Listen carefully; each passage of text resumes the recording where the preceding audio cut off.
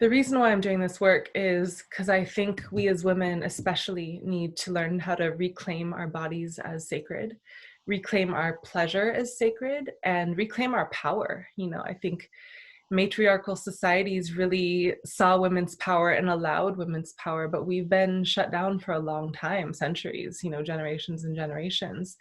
And it's not natural. Dividing the masculine and feminine ways of power, the dominance and the submission and the surrender and all these weird kind of murky waters that men and women have been swimming in order to just coexist.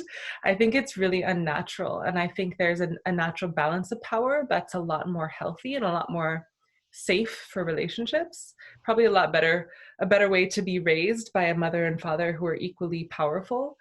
But we're not given that. And as women, it kind of encodes into us that this is how women should be.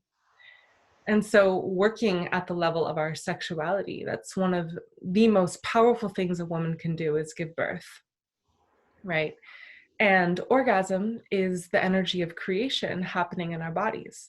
Women's orgasm is way different than man's orgasm, right? We're taught, especially watching, if any of you have ever watched porn, what most porn looks like is it looks like male orgasm. It looks like what feels good to a man, what the fantasies are for a man. And women are kind of trained to think that's what it should be and think that's what they should want also.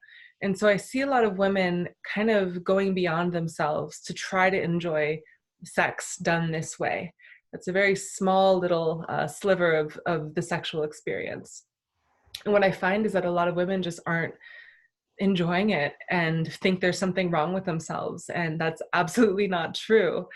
And so, coming back to the self and bringing back that sense of value, like maybe there is another way to do this that actually serves me, and not just serving, but actually connects to what I want and speaks to me. And maybe there's another way to do sex where I feel empowered, I feel loved, I feel safe, instead of putting on a performance. So a lot of my passion in this work is because I've spoken to so many women who feel sad, like really, really sad around their inability to feel sexy or connected to their body or connected to their partner. A lot of relationships fail because sex isn't happening or it's not happening enough or something.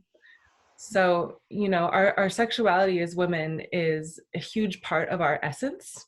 It's a huge part of our expression, even like especially not in the bedroom, outside in the world, the way we walk, the way we perceive the world around us through our senses, more than men. Men tend to be more logical, more linear.